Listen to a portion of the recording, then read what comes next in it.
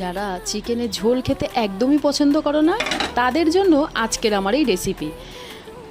গ্যাসের ওপর কড়াই বসিয়ে দিয়ে তাতে পরিমাপ মতো তেল দিয়ে দিয়েছিলাম গোটা গরম মশলা ফোড়ন, আর দিয়েছিলাম প্রায় 300 গ্রাম পেঁয়াজ কুচি।